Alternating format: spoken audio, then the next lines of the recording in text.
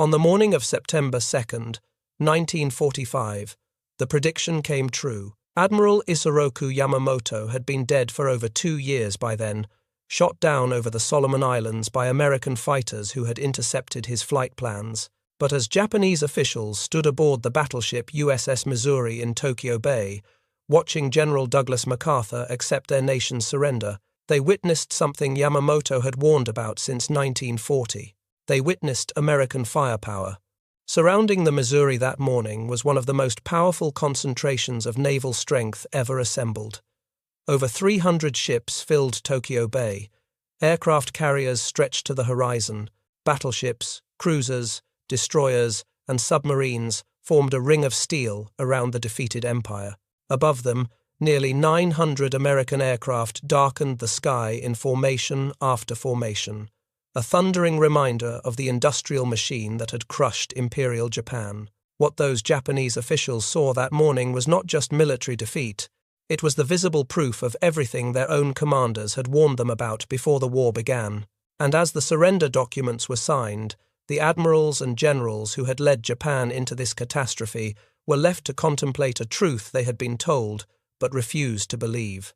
America's firepower was never the secret. The secret was that Japan's leaders had known about it all along and still chose to attack. This is the story of what Japanese generals and admirals said about American firepower, both before and after it was too late to matter. The warning began with a man who knew America better than almost any officer in the Imperial Japanese Navy. Admiral Isoroku Yamamoto had spent years in the United States. From 1919 to 1921, he studied at Harvard University in Cambridge, Massachusetts. He rented a room in the Boston area and immersed himself in American society. He walked the tree-lined streets of New England and observed how ordinary Americans lived their daily lives. Yamamoto was 35 years old when he arrived at Harvard. He had already lost 2 fingers from his left hand during the Battle of Tsushima against the Russian fleet in 1905. He bore the scars of naval combat on his body, but nothing in his previous experience prepared him for what he would encounter in the United States. He learned to play poker and bridge, games that would become lifelong passions. He found that these card games taught him important lessons about American psychology. Americans were aggressive risk-takers who calculated odds and played to win. They did not accept defeat gracefully. They studied their opponents and exploited weaknesses. These were not the characteristics of a soft, decadent people. He studied economics and concentrated on understanding the oil industry, recognizing that petroleum would be the essential resource of modern warfare. Ships ran on oil. Aircraft ran on oil. Tanks ran on oil. A navy without fuel was no navy at all. And America had more oil than Yamamoto could have imagined. The young Japanese officer arrived in America, expecting to learn about its military capabilities. What he discovered went far beyond guns and ships. Yamamoto encountered a society of abundance that seemed almost impossible to a man raised in resource-poor Japan. Where Japan struggled with shortages of virtually everything, America had surpluses of virtually everything. 3 observations particularly shocked him during his time in America. First, women attended universities as equals alongside men. This was virtually unthinkable in Japan at the time, and it suggested a society willing to mobilize its entire population for national purposes. Second, basic commodities like sugar were abundant without any rationing. Japan constantly struggled with shortages, yet America treated luxuries as everyday necessities. Third, and most importantly, the factories, steel mills, and oil fields demonstrated unparalleled production capacity that dwarfed anything in Asia. Yamamoto traveled extensively across the United States during his tour of duty. He visited automobile factories in Detroit, where he watched Ford and General Motors produce vehicles on assembly lines at rates that seemed impossible. A single Ford plant could produce more cars in a month than all of Japan's automobile industry produced in a year. The efficiency of American manufacturing was unlike anything Yamamoto had witnessed in Asia or Europe. He observed the oil fields in Texas, where American wells pumped more petroleum in a single month than Japan possessed in its entire strategic reserve. The vast derricks stretched across the landscape in every direction. Tank farms held millions of barrels of crude oil. Refineries processed fuel around the clock. Japan, by contrast, had almost no domestic oil production. Every drop of fuel for Japanese ships and aircraft had to be imported, mostly from the Dutch East Indies, over thousands of miles of vulnerable sea lanes. He saw the steel mills of Pennsylvania, where blast furnaces produced more metal in a year than all of Japanese industry combined. Rivers of molten steel poured from furnaces that operated 24 hours a day. Pittsburgh alone manufactured more steel than the entire Japanese empire, and steel was the foundation of modern warfare. Without steel, there could be no ships, no tanks, no artillery, no aircraft. What he witnessed fundamentally changed his understanding of what Japan faced if it ever went to war with the United States. After returning to Japan, Yamamoto rose through the ranks of the Imperial Navy. He became an advocate for naval aviation at a time when most admirals still believed battleships were the ultimate expression of sea power. He helped build Japan's carrier fleet into the most powerful striking force in the Pacific. He served as naval attaché in Washington from 1926 to 1928, deepening his understanding of American society and military power. During his second American tour, Yamamoto studied the country even more carefully. He traveled to American military installations. He observed naval exercises. He read American newspapers and magazines. He played poker with American officers and businessmen, learning to understand their psychology and competitive nature. He became fluent in English. He developed an appreciation for American culture that made him simultaneously respect and fear the United States. And throughout his career, he repeatedly warned his government about the danger of underestimating American industrial power. In 1940, as militarists in Tokyo pushed for war against the Western powers, Yamamoto was asked what would happen if Japan attacked the United States. His response became one of the most prophetic statements of the entire war. He told Prime Minister Fumimaro Konoe that if ordered to fight, he would run wild for the first 6 months to a year of war against the United States and Great Britain. He would win victory upon victory. But then, if the war continued after that, he had no expectation of success. Yamamoto understood something that his colleagues did not want to hear. He had seen the factories. He had witnessed the raw material wealth. He knew that Japan lacked the national power for a prolonged conflict with America, as he put it bluntly to anyone who would listen. Anyone who has seen the auto factories in Detroit and the oil fields in Texas knows that Japan lacks the national power for a naval race with America. This quote has been verified through multiple historical sources. Yamamoto said these words to colleagues before the war began. He was not predicting defeat to demoralize his nation. He was trying to prevent a catastrophic mistake. But Yamamoto did not stop with economic warnings. He understood the psychological dimension of any conflict with America. When discussing what would be required for Japan to actually defeat the United States, he made a statement that revealed the hopelessness of the enterprise. Should hostilities once break out between Japan and the United States, he said, it is not enough that we take Guam and the Philippines, nor even Hawaii and San Francisco. We would have to march into Washington and sign the treaty in the White House. This was not boasting. Yamamoto was making the opposite point. He was telling his colleagues that nothing less than the complete conquest of America would suffice for victory, and such a conquest was obviously impossible. Even in his boldest strategic imaginings, Japan could not project power across the Pacific to the American mainland, occupy it against armed resistance, and dictate terms in the American capital. Japanese propagandists later took this quote out of context, presenting it as confident prediction of victory. American propagandists did the same, using it to portray Yamamoto as a dangerous fanatic. But Yamamoto's meaning was exactly the opposite. He was counseling against war by demonstrating its impossibility. Despite his warnings, Yamamoto was a loyal officer. When the decision for war was made against his advice, he devoted his considerable intellect to giving Japan its best chance of success. He designed the attack on Pearl Harbor specifically to knock out the American Pacific Fleet and buy Japan time to establish a defensive perimeter. If Japan could not win a long war, perhaps it could win a short one. On December 7, 1941, Japanese aircraft launched from 6 carriers and attacked the American naval base at Pearl Harbor, Hawaii. the strike force achieved complete tactical surprise. Two waves of aircraft, over 350 planes in total, descended on the harbour beginning at 7:55 in the morning local time. American sailors were at breakfast. Soldiers were sleeping in their barracks. The Sunday morning peace was shattered by diving aircraft and exploding bombs. 18 American ships were sunk or damaged, including 8 battleships. The USS Arizona exploded catastrophically when a bomb penetrated her forward magazine, killing over 1,100 sailors in seconds. The USS Oklahoma capsized after multiple torpedo hits, trapping hundreds of men below decks.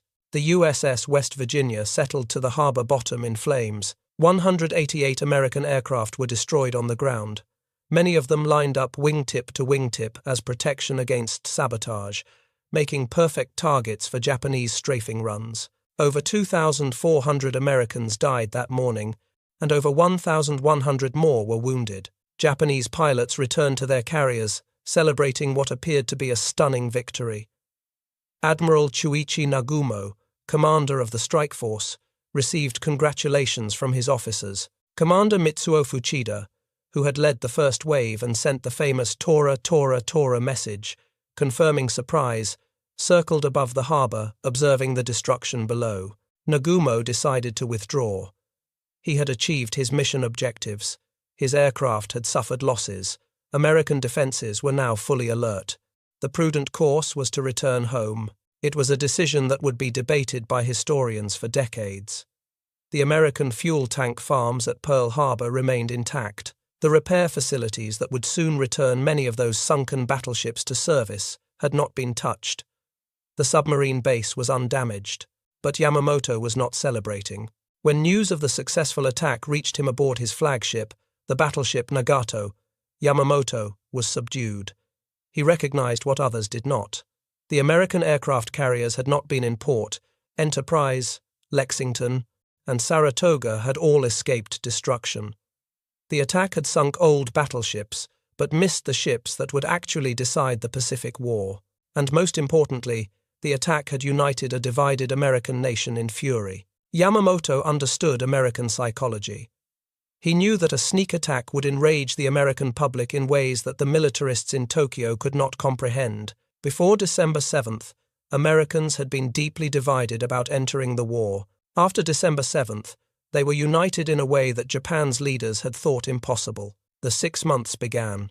In the weeks following Pearl Harbor, Japanese forces swept across the Pacific and Southeast Asia with speed that shocked the world. They captured Wake Island on December 23rd. Hong Kong fell on Christmas Day. Manila was declared an open city on December 26th as Japanese forces advanced through the Philippines. Singapore, supposedly the strongest fortress in the British Empire, surrendered on February 15, 1942, with over 80,000 British and Commonwealth troops taken prisoner. The Dutch East Indies fell in March. Burma was conquered by May. Japanese soldiers stood triumphant from the Aleutian Islands in the north to the Solomon Islands in the south, from Burma in the west to the Marshall Islands in the east. It was the largest and fastest expansion in military history. The rising sun flag flew over territories containing 400 million people and the resources, particularly oil, that Japan had gone to war to obtain. Japanese newspapers celebrated. Military leaders basked in glory. The divine destiny of the Japanese Empire seemed assured, but Yamamoto counted the days. He knew his 6 months were ticking away, and he knew that somewhere across the Pacific, American factories were already beginning to turn. The turning point came exactly 6 months after Pearl Harbor, just as Yamamoto had predicted. On June 4, 1942, Japanese and American carrier forces clashed near Midway Atoll in the Central Pacific. Yamamoto had planned this battle as the decisive engagement that would destroy what remained of American carrier power. He brought 4 fleet carriers, Akagi, Kaga, Soryu, and Hiryu. He brought 2 light carriers, 11 battleships, and over 250 aircraft. It was the most powerful naval force Japan had ever assembled for a single operation. The plan was complex, perhaps too complex.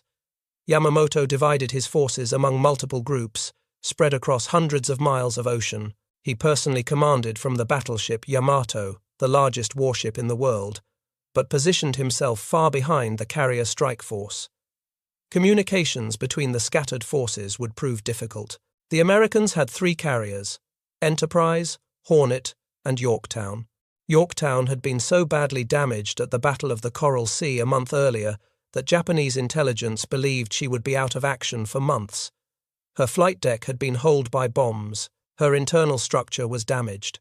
Under normal circumstances, repairs would have taken 90 days in a shipyard, but American repair crews at Pearl Harbor demonstrated exactly the industrial capability that Yamamoto had warned about. Working around the clock in 3 shifts, they patched Yorktown's flight deck, restored her essential systems, and sent her back to sea after just 72 hours in dry dock. It was an impossible feat of engineering and determination, and it would prove decisive.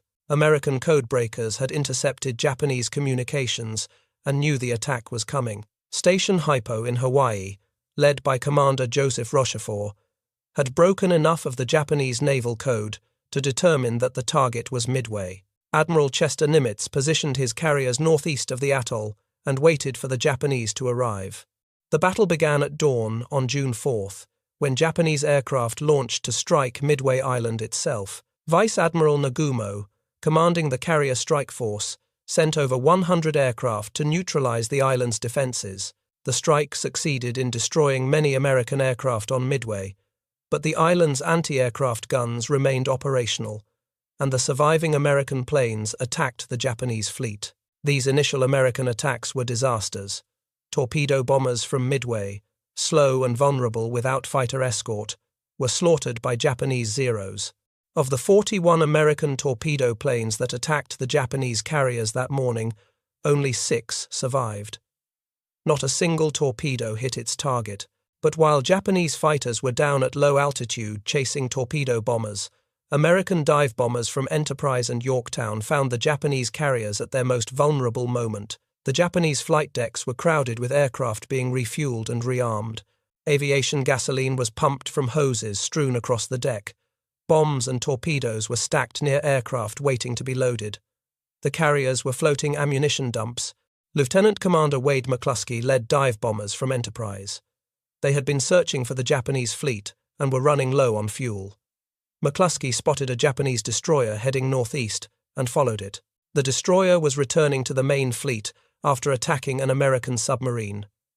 McCluskey's gamble paid off. In 5 minutes, 3 Japanese carriers were reduced to burning wrecks. Akagi, the flagship of the strike force, took 1 bomb that ignited gasoline and armed aircraft. Kaga took 4 bombs that turned her hangar deck into an inferno. Soryu took 3 bombs that set off a chain reaction of explosions. All 3 carriers were abandoned and would sink within hours. A 4th carrier, Hiryu, had been separated from the others and escaped the initial attack. Her aircraft launched a counterattack that found Yorktown and hit her with bombs and torpedoes. The American carrier was fatally damaged and eventually sank after being hit by a Japanese submarine 2 days later. But Hiryu herself was caught later that afternoon.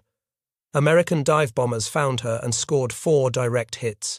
She burned through the night and was scuttled the next morning. In a single day, Japan lost 4 fleet carriers, a heavy cruiser, 248 aircraft, and over 3,000 sailors and airmen, including many of its most experienced pilots.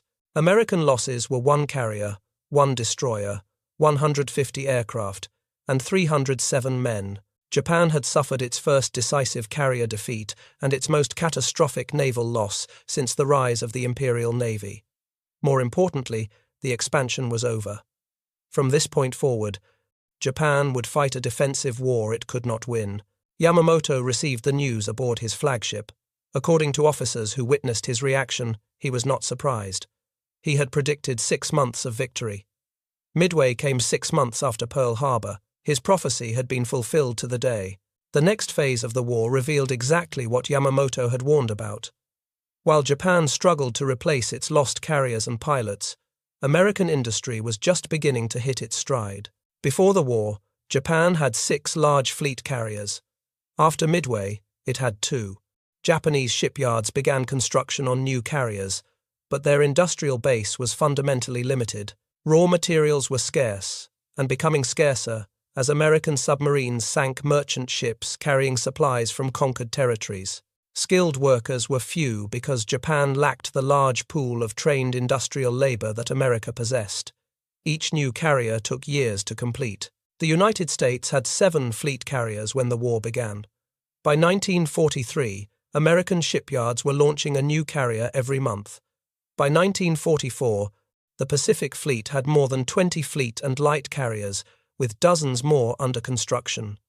American industrial production was not just growing, it was accelerating. The Essex-class carriers exemplified American industrial power.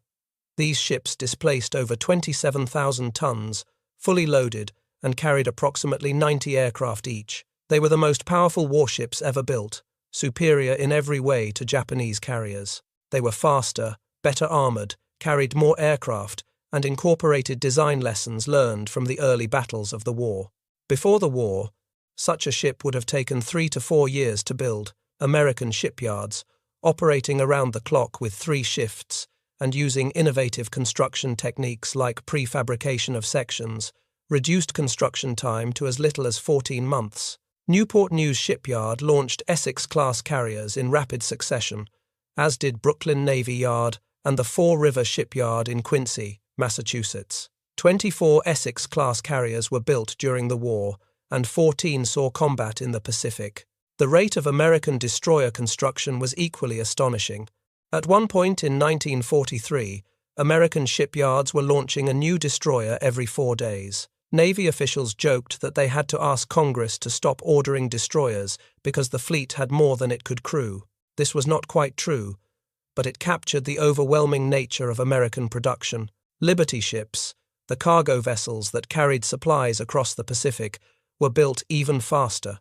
The average construction time dropped from 244 days early in the war to 42 days by 1943. One Liberty ship, the SS Robert E. Peary, was built in 4 days, 15 hours, and 29 minutes as a demonstration of what American industry could achieve. Over 2,700 Liberty ships were built during the war. Japanese pilots who had dominated the skies over Pearl Harbor and the Philippines found themselves facing endless waves of new American aircraft. The Mitsubishi A6M0, the fighter that had terrorized Allied airmen in 1941 and 42, was designed for lightness and maneuverability. It could outclimb and outturn almost any opponent. Japanese pilots loved it. But the Zero achieved its agility by sacrificing armor and self-sealing fuel tanks. A few hits from American guns would send a Zero down in flames. The pilots who survived learned to respect this vulnerability. The ones who did not learn did not survive. American designers took a different approach. The Grumman F-6F Hellcat was heavier than the Zero, slower to climb, and less maneuverable in a turning fight, but it was faster in level flight and in a dive. It carried heavier armament, 650 caliber machine guns, instead of the Zero's 220mm cannon and 2 light machine guns. Most importantly, it protected its pilot with armor plate and surrounded the fuel tanks with self-sealing rubber that could absorb battle damage. American tactics emphasized these strengths. Hellcat pilots were taught never to dogfight with Zeros at low speed. Instead, they used their superior speed and dive performance to make slashing attacks, hit hard, and disengage before Japanese pilots could respond. The tactics were devastatingly effective. The Vought F-4U Corsair was even more formidable. Originally designed for carrier operations, it initially proved difficult to land on carrier decks, but Marine Corps squadrons based on island airfields adopted it enthusiastically. The Corsair was the fastest fighter in the Pacific, capable of over 400 miles per hour. Japanese pilots learned to fear its distinctive inverted gull-wing silhouette. The Lockheed P-38 Lightning, with its twin engines and twin tail booms, gave American pilots extended range and devastating firepower concentrated in the nose. It was P-38s that would eventually shoot down Admiral Yamamoto himself. But it was not just quality that overwhelmed Japan. It was quantity on a scale that defied comprehension. The United States produced over 300,000 military aircraft during World War II. Japan produced approximately 70,000. American factories turned out 5 combat aircraft for every one that Japan built, and American training programs graduated pilots at a rate that Japan could never match. When Japanese pilots were killed, they were replaced by hastily trained recruits with inadequate flight hours. When American pilots were killed, they were replaced by pilots who had received hundreds of hours of training in stateside programs that operated without fear of enemy attack. The disparity extended to every category of military equipment. American shipyards produced over 150 aircraft carriers of all types during the war. Japan produced 18. American factories produced 88,000 tanks. Japan produced fewer than 5,000. American arsenals turned out 41 billion rounds of small arms ammunition. Japanese production was a fraction of that amount. Emperor Hirohito himself began to notice the disparity. In late December 1942, as the battle for Guadalcanal raged, Hirohito questioned his military chiefs about why American forces seemed so much better equipped than his own. His generals and admirals explained the challenges of supply lines and logistics. But one exchange revealed the fundamental problem. Hirohito asked about the reports that Americans completed airfield construction in days, while Japanese engineers required over a month. His officers explained that Americans used machines to accomplish tasks that Japanese forces did by hand. American construction equipment could clear jungle and level ground at speeds that seemed impossible. The emperor reportedly fell silent. He understood what this meant. Japan was fighting a war of manpower against a nation of machines. The battle for Guadalcanal became a grinding war of attrition that Japan could not win. American forces had landed on August 7, 1942, just 2 months after Midway. They captured an unfinished Japanese airfield that construction crews had nearly completed on the northern coast of the island. American engineers finished the airfield in record time, laid down pierced steel planking over the dirt runway, and renamed it Henderson Field after Major Lofton Henderson, a Marine aviator killed at Midway leading a dive bomber attack against Japanese carriers. Henderson Field became the pivot around which the entire battle revolved. Whoever controlled the airfield controlled the skies over Guadalcanal. Aircraft from Henderson Field could attack Japanese ships attempting to reinforce the island. Japanese commanders realized they had to destroy the airfield or abandon their position in the Solomon Islands. For 6 months, they tried everything. Navy ships clashed in the waters around Guadalcanal in a series of desperate night battles that became some of the most vicious naval combat of the war. Japanese commanders were skilled at night fighting, using their superior training in torpedo tactics and their deadly long-lance torpedoes. American ships often came off worse in these nighttime clashes. Both sides lost numerous vessels in what became known as Iron Bottom Sound for the number of ships that sank in its waters. The naval battle of Savo Island on August 8th and 9th was a catastrophe for the Allies. A Japanese cruiser force surprised the screening ships guarding the landing beaches and sank 4 heavy cruisers in less than an hour. The American ships, Quincy, Vincennes, and Astoria, and the Australian ship Canberra. Over 1,000 Allied sailors died. It was the worst defeat in American naval history in a surface engagement, surpassed only by Pearl Harbor itself. But there was a crucial difference between Japanese and American losses. Every American ship that sank could be replaced. Every Japanese ship that sank was gone forever. American shipyards were already building replacement cruisers faster than they could be sunk. Japanese shipyards could not keep pace. The Tokyo Express, as Americans called the nightly Japanese destroyer, runs bringing reinforcements and supplies to Guadalcanal, demonstrated both Japanese determination and American growing dominance. Japanese destroyers would race down the slot, the channel between the Solomon Islands, at night, unload troops and supplies, and race back before dawn when American aircraft from Henderson Field would attack. It was a dangerous, desperate supply line that delivered men but rarely heavy equipment or sufficient food. Japanese soldiers on Guadalcanal suffered terribly. Cut off from adequate supply, they began to starve within weeks of the American landing. Their daily rice ration was cut repeatedly. They ate grass, roots, insects, and eventually each other. Tropical diseases killed thousands. Malaria, dysentery, and beriberi swept through units that lacked medicine, clean water, and proper nutrition. Officers reported that their men were too weak to carry their rifles, let alone attack American positions defended by well-fed troops with plentiful ammunition. Japanese attacks on Henderson Field were brave but futile. Soldiers charged into American machine gun fire, threw themselves at barbed wire, and died in heaps before the Marine positions. The Ichiki detachment was annihilated in August. The Kawaguchi Brigade was shattered in September during the Battle of Bloody Ridge. Each attack was supposed to be the decisive assault that would destroy the American position. Each attack failed against firepower that seemed inexhaustible.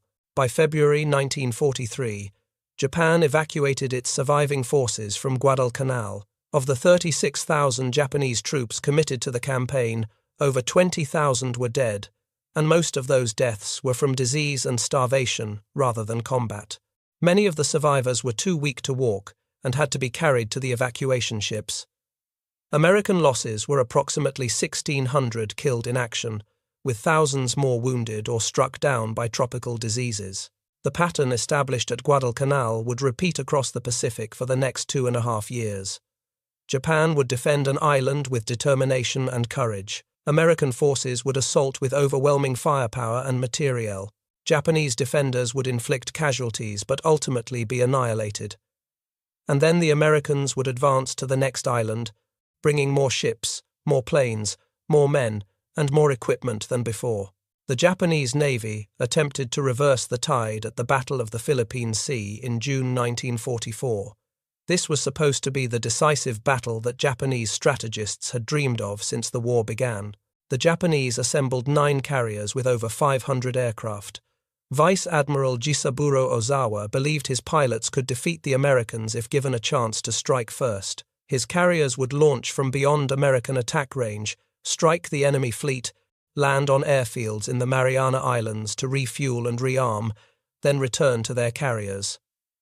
It was an elegant plan that might have worked in 1942, but this was 1944. Instead of the weakened force Japan expected, they encountered Task Force 58 under Admiral Mark Mitcher. It was the most powerful naval force in history up to that point. 15 American carriers, including 7 of the new Essex-class ships, launched over 900 aircraft. The American pilots were superbly trained. Many had combat experience from earlier campaigns. They flew aircraft that outperformed anything Japan could put in the air. The Japanese struck first, as Ozawa had planned, but American radar detected the incoming attack waves long before they reached the fleet. Hellcats scrambled to intercept, guided by fighter directors who could track both friend and foe on their radar screens. The result was a massacre. The battle became known as the Great Marianas Turkey Shoot. American fighters, vectored onto Japanese formations by radar, tore through the attacking aircraft. Japanese pilots, many of them recent graduates with minimal flight training, flew in rigid formations that made them easy targets. They lacked the fuel to maneuver extensively. They lacked the experience to respond to American tactics. Over 350 Japanese aircraft were shot down on June 19th alone. American fighters and anti-aircraft guns destroyed wave after wave of attackers. Only a handful of Japanese aircraft reached the American fleet, and they scored only minor damage. American losses that day were approximately 30 aircraft. The next day, American aircraft found the Japanese fleet and attacked at extreme range near sunset. They sank the carrier Hyo and damaged several other ships. The return flight to American carriers in darkness was dangerous. Many pilots ran out of fuel and ditched in the ocean, but rescue operations recovered most of the downed aircrews. Over 50 American aircraft were lost to fuel exhaustion. But only 16 pilots and 33 aircrew died. When the battle ended, Japan had lost 3 carriers, including Taiho, the newest and most advanced ship in the fleet, which exploded due to aviation fuel fumes. Over 600 aircraft were destroyed. More critically, Japan lost most of its remaining trained naval aviators. The men who died over the Philippine Sea could never be replaced. Japan no longer had time to train pilots properly, and the fuel for training flights was increasingly scarce. The Japanese carrier force was effectively finished as a fighting unit. It would sortie once more, at Leyte Gulf in October 1944, but only as a decoy force meant to draw American carriers away from the invasion beaches. The great carriers that had struck Pearl Harbor and conquered half the Pacific were reduced to empty hulks, offering themselves as bait. American pilots who participated in the Philippine Sea battle expressed amazement at how easy it had been. The Japanese pilots they faced were nothing like the skilled veterans of 1941 and 42. These were hastily trained replacements who flew in predictable formations and fell quickly to American guns. One American pilot described it as shooting fish in a barrel. Another compared it to a training exercise. The days of feared Japanese air superiority were over. The fall of Saipan in July 1944 brought the war home to the Japanese government. Saipan was part of the Mariana Islands, and its capture meant that American B-29 bombers could now reach the Japanese home islands. Tokyo itself would be within range of American air attacks. The strategic implications were devastating. Japan's war planners had always assumed that the home islands would remain beyond the reach of enemy bombers. Now that assumption was shattered. The civilian population, already struggling with shortages, would face direct attack. Prime Minister Hideki Tojo, who had led Japan into the war, resigned in disgrace. His government fell, replaced by leaders who privately understood that the war was lost but could not bring themselves to surrender. General Tomoyuki Yamashita, the conqueror of Singapore, who was later known as the Tiger of Malaya, was transferred to command the defense of the Philippines. He understood perfectly well what he faced. The Americans had returned with overwhelming force, hundreds of ships, thousands of aircraft, and hundreds of thousands of soldiers. Yamashita fought a skillful defensive campaign, retreating into the mountains of Luzon and avoiding the decisive battle that American commanders sought.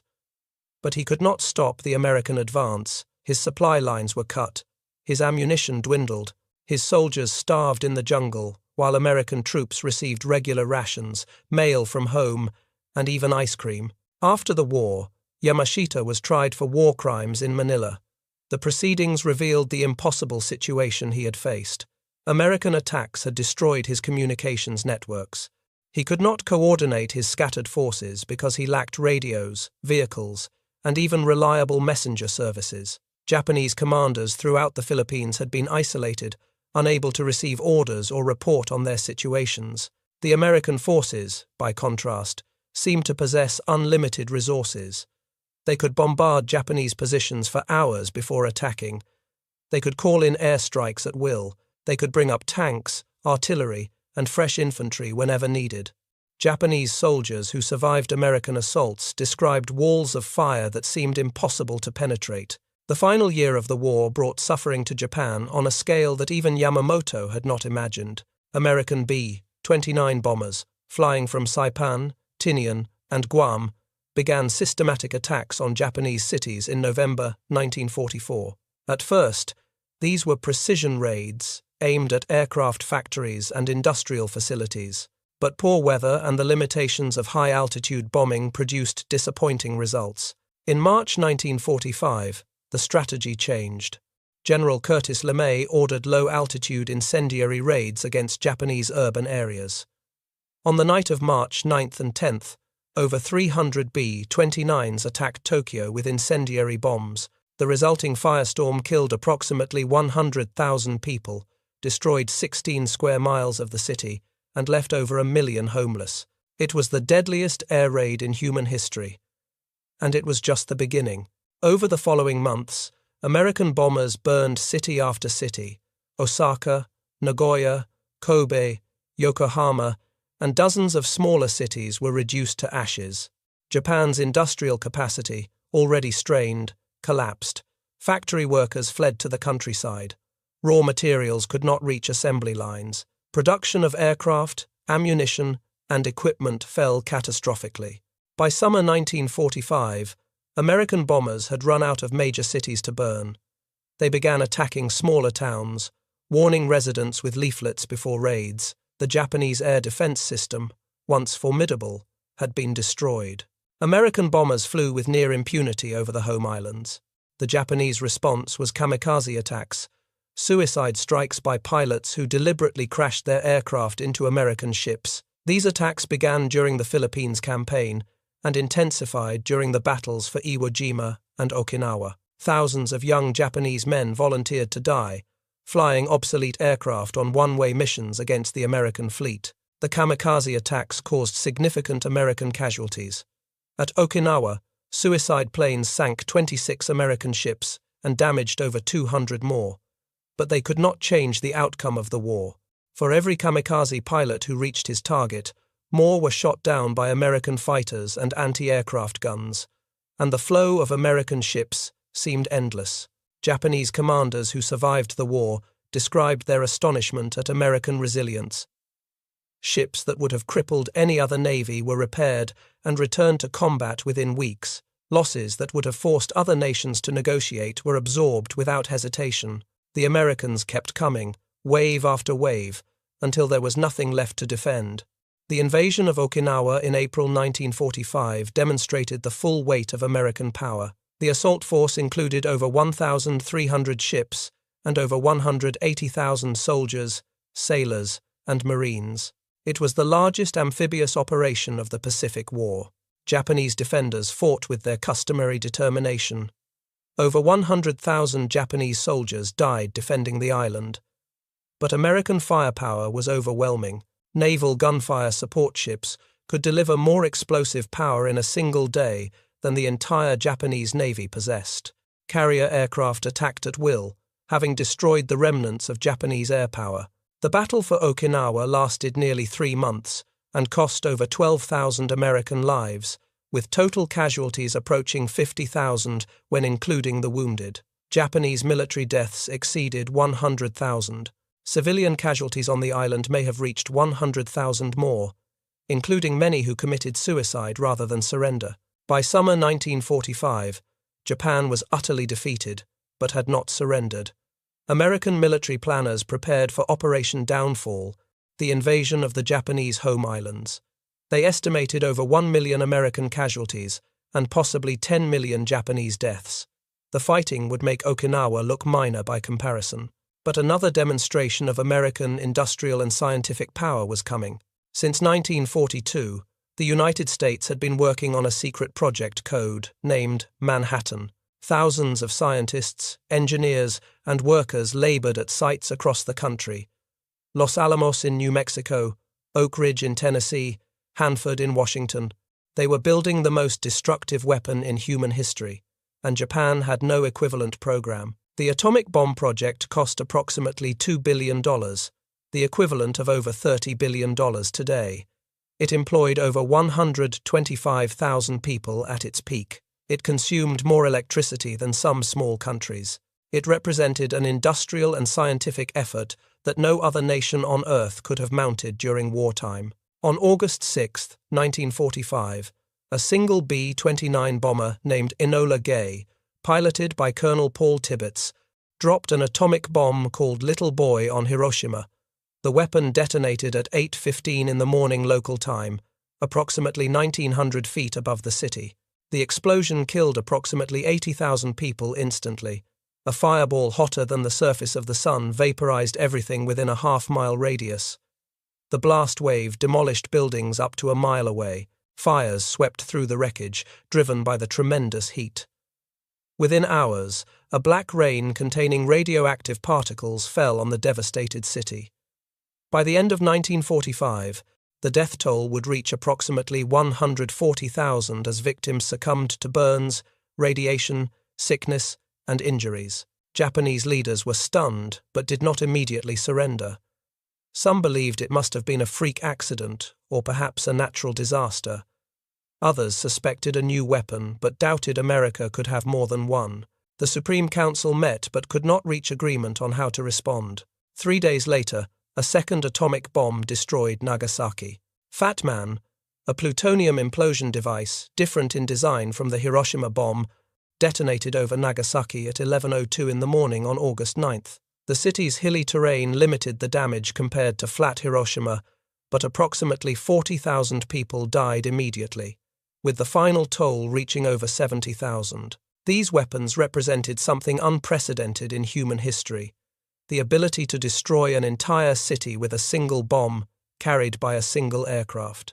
And the fact that America possessed them while Japan did not illustrated the ultimate disparity between the two nations. American industry, American science, American resources had produced weapons that Japan could not even imagine, let alone build. Some Japanese military leaders wanted to continue fighting even after Nagasaki. They argued that Japan still had millions of soldiers under arms. They insisted that the Americans could not have many atomic bombs. They urged preparations for a final, suicidal defense of the homeland. Emperor Hirohito intervened personally to end the war. In an unprecedented move, he attended an imperial conference near midnight on August 9th and declared his support for accepting the Allied surrender terms. On August 14th, the Council accepted. On August 15th, 1945, Hirohito's recorded voice was broadcast to the Japanese people for the first time in history. The emperor did not use the word surrender. Japanese officials could not bring themselves to speak so directly. Instead, Hirohito said that the war situation had developed not necessarily to Japan's advantage. He announced that Japan had decided to effect a settlement of the present situation by resorting to an extraordinary measure. The meaning was clear despite the euphemisms. Japan had lost. On September 2nd, aboard the USS Missouri, the formal surrender was signed. General MacArthur presided. Representatives of Japan signed documents accepting complete defeat. Around the Missouri, those 300 ships and 900 aircraft displayed the power that had destroyed the Japanese Empire. It was a visual demonstration of everything Yamamoto had predicted and his colleagues had refused to believe. In the years after the war, surviving Japanese commanders were interrogated by American officers seeking to understand the conflict from the enemy's perspective. These interviews, conducted under the United States Strategic Bombing Survey and other intelligence programs, revealed that many Japanese leaders had known from the beginning that their cause was hopeless. They had fought anyway, some out of loyalty, some out of honor, and some because they could not imagine any other course. Commander Mitsuo Fuchida, who had led the air attack on Pearl Harbor, was among those interrogated. Fuchida had shouted, "Tora, Tora, Tora," the code word meaning tiger, tiger, tiger, confirming that surprise had been achieved over Hawaii. He had circled above Pearl Harbor watching American battleships burn and had thought he was witnessing Japanese triumph. He had survived the war despite participating in most of its major battles, one of the few Japanese aviators to do so. Fuchida told his American interrogators that Japan had never had a realistic chance of winning.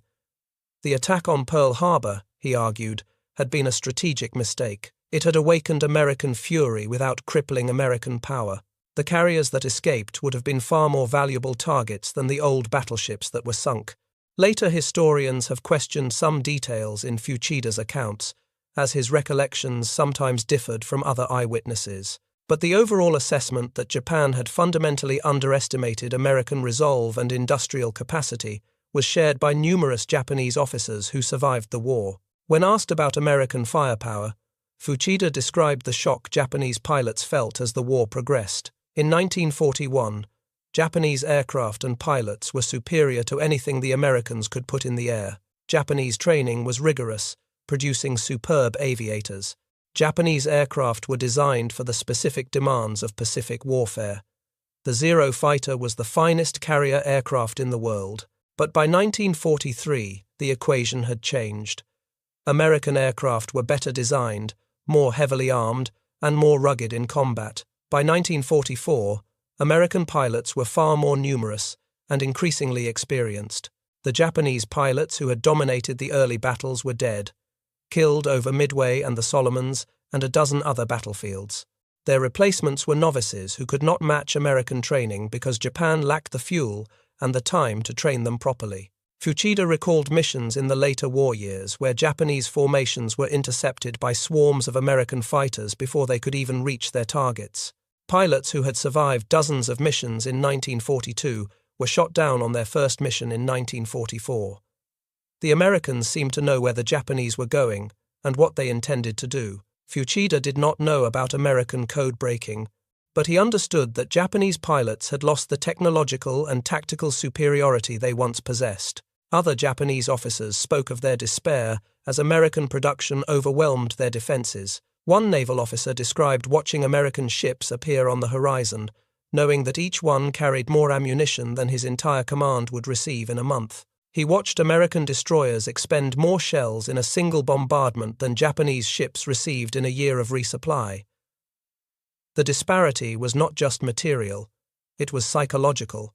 Japanese defenders knew they were fighting an enemy that could afford to waste resources they could not replace. An army general spoke of ordering attacks against American positions that possessed more artillery than Japan had in its entire army. He watched American firepower reduce his defensive positions to rubble before the infantry even advanced. He ordered counterattacks that were annihilated by naval gunfire called in from ships offshore. He understood that courage and determination meant nothing against enemies who could simply bury you in steel and explosives. The fundamental truth that emerged from these interrogations was simple and stark.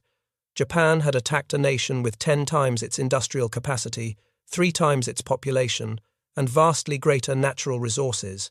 Japanese planners had hoped for a short war ending in negotiated peace. They assumed that Americans, who had shown reluctance to enter the European war, would be unwilling to pay the cost of retaking distant Pacific islands. They believed that after some initial defeats, America would negotiate, rather than fight, a long, costly campaign across the Pacific.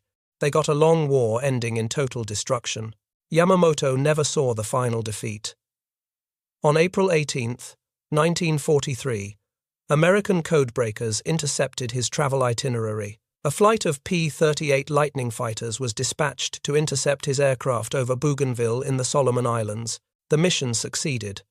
Yamamoto's plane was shot down, and the admiral who had planned Pearl Harbor was killed. His death came less than a year and a half after the attack that was supposed to win the war. In that brief time, all of his predictions had been confirmed. The 6 months of victory were followed by grinding defeat. American industrial power crushed Japanese expansion. The sleeping giant had awakened. The tragedy of the Pacific War was not that Japan underestimated America. The tragedy was that Japan's most respected naval strategist told his government exactly what would happen, and they attacked anyway. Yamamoto warned about Detroit's factories and Texas oil fields. His colleagues dismissed his concerns as excessive caution. Yamamoto predicted 6 months of victory followed by defeat. His colleagues assumed that American decadence would prevent sustained resistance. Yamamoto said that Japan would have to march to Washington to win. His colleagues believed that capturing a few islands would force negotiation. They were wrong about everything. And millions of people, Japanese, American, and others across Asia and the Pacific, paid the price for their willful blindness. In his final years, Yamamoto grew increasingly fatalistic about the war he had been ordered to fight. He told subordinates that he was living on borrowed time. He expected to die before the conflict ended. He knew that everything he had predicted was coming true, and that nothing could stop it. There is a lesson in Yamamoto's story that extends beyond World War II. Expertise and accurate prediction mean nothing if leaders refuse to listen. Yamamoto possessed better knowledge of American capabilities than any other senior Japanese officer. He provided precise, accurate warnings about what would happen if Japan attacked the United States, and his warnings were ignored because they were politically inconvenient. The militarists who drove Japan to war believed what they wanted to believe. They convinced themselves that American luxury had made Americans soft. They assured themselves that Japan's warrior spirit would overcome material disadvantages. They trusted in divine destiny and dismissed material factors as secondary. The wreckage of their empire, spread across the Pacific from Pearl Harbor to Tokyo Bay, proved them wrong. As those Japanese officials stood on the Missouri that September morning, they could see the truth surrounding them in steel and fire. Over 300 ships, nearly 900 aircraft, the industrial might that Yamamoto had witnessed in Detroit and Texas transformed into the military power that had crushed everything Japan threw against it. Admiral Yamamoto had given them the answer years before anyone asked the question. He had stood in American factories and seen the future. He had warned his nation and been ignored, and in the end, his prediction proved perfect. Japan had run wild for 6 months, and then the awakened giant had responded with firepower beyond anything the world had ever seen. If you found this account of Japanese perspectives on American firepower valuable, please consider liking this video and subscribing to this channel. We are dedicated to bringing you accurate historical content based on verified sources and documented testimony. Share this video with others who appreciate understanding history from multiple perspectives, and leave a comment telling us which aspect of the Pacific War you would like us to explore next. Your support allows us to continue producing educational content that brings important historical lessons to new audiences.